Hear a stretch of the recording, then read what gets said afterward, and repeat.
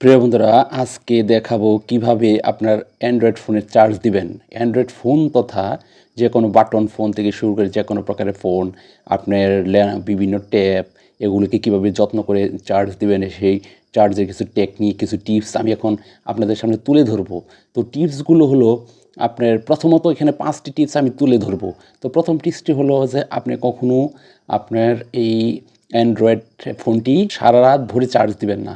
কারণ সারা রাত ভরে চার্জ দিলে চার্জ হওয়ার পরেও আপনার কিছু ইলেকট্রন আপনার ব্যাটারিতে খুবই প্রেশার দেয়। এতে হয় কি, এতে আপনার অ্যান্ড্রয়েড ফোনের ব্যাটারির কার্যক্ষমতা ধীরে ধীরে হ্রাস পেতে থাকে।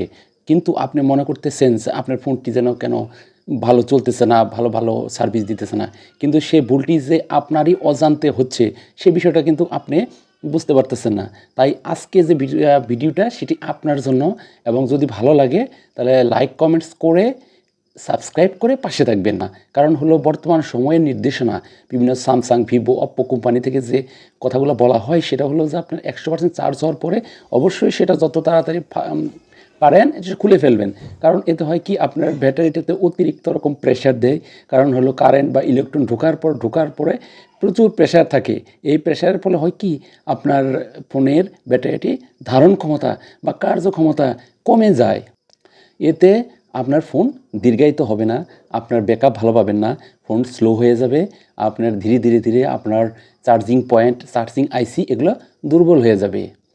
তো টিপস নাম্বার 2 নম্বর টিপসে যেটা আমি আপনাদের দেখাবো, সেটা আপনার দেখাবো বা বলবো বা পরামর্শ দেবো, সেটা হলো যে আপনি কখনোই এক সেটের চার্জার দিয়ে অন্য সেটে চার্জ দিবেন না। এতে হবে কি, আপনার সেটের যে এক ধরনের ইলেকট্রন একটা প্রবাহ থাকে সেটা ভিন্ন প্রবাহে পরিণত হয়ে যায়। ভিন্ন চার্জারে ভিন্ন প্রবাহের জন্য আপনার সেটটি আস্তে আস্তে ড্যামেজ হয়ে যেতে পারে, এবং আপনার চার্জিং আইসি থেকে শুরু করে আপনার ব্যাটারি কার্যক্ষমতা ধীরে ধীরে হ্রাস পেতে থাকে। তাই আমার পরামর্শ হবে যে আপনি কখনোই এক সেটের চার্জার দিয়ে অন্য সেটে চার্জ দিবেন না।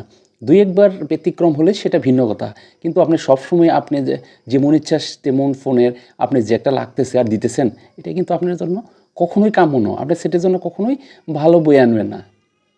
টিপস নাম্বার 3 নাম্বার টিপসে যে জিনিসটা বলা আছে সেটা হলো যে জিনিসটা আমি পরামর্শ দেব সেটা হলো আপনি কখনোই চায়না চার্জার ব্যবহার করবেন না। আপনার সেটটা স্যামসাং বা অপ্পো বা ভিভো ভালো ব্র্যান্ডের, কিন্তু আপনি চার্জার ব্যবহার করতেছেন নর্মাল বাংলাদেশের সস্তায় গুলিস্তানের কিছু চার্জার পাওয়া যায়, সেগুলো আপনি ইউজ করতেছেন। এতে হবে কি, আপনার ফোনের ব্যাটারি ব্যাকআপ থেকে শুরু করে এই সেম ঘটনাগুলো ঘটে যাবে। যেমন আপনার চার্জিং পয়েন্ট থেকে শুরু করে আপনার ব্যাটারি ব্যাকআপ এবং আপনার স্ক্রিন থেকে শুরু করে এবং ধীরে ধীরে আপনার সেটটি দুর্বল হয়ে পড়বে। আপনার ঘন ঘন চার্জ দিতে হবে। তো টিপস নাম্বার 4 যেটা বলবো সেটা হলো, আপনি চার্জ দিতেছেন আর কথা বলতেছেন, এটা কিন্তু ঠিক না। কারণ চার্জ দিবেন, কথা বলবেন, একসাথে হবে না। এতে আপনার ফ্রিকোয়েন্সি বেড়ে যায়, আপনার ব্রেনের ক্ষতি, আপনার ফোনের ক্ষতি। কারণ ফোন আপনি খাওয়ার সময় যদি আপনাকে কাজ দেওয়া হয়, সেক্ষেত্রে কিন্তু আপনি কখনোই এটা পারবেন না। কারণ হলো যে আপনি খেতেছেন, সেম আপনার ফোনটি হলো বর্তমানে আছে হলো তার খাবারের জন্য। চার্জ মানে হলো ফোনের খাবার। তো সেই ক্ষেত্রে যদি তার উপরে একটা কাজ চাপাই দেন, তাহলে একটা বার্ডেন হয়ে যায়। দেখেন, একটা বস্তু একটা মানুষের মতো অনেক মিল রয়েছে। তাই এই দিক থেকে আপনি কখনোই চার্জের সময় আপনি কখনোই কাজ করবেন না ফোন দিয়ে। এতে আপনার সেটটা অনেক দুর্বল হয়ে যাবে।